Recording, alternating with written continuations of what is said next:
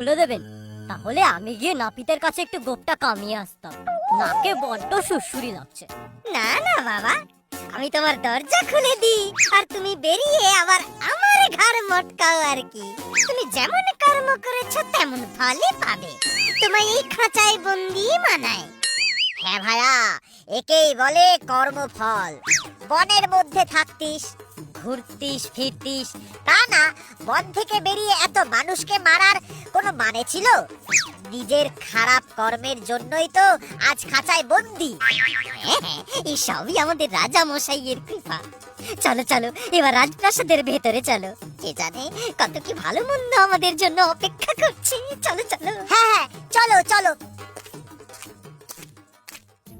হায় হায় হায়, কি দিনই না এলো। এখন কেউ আমার কথায় পাত্তাই দেয় না, কিন্তু তবুও আমায় এইভাবে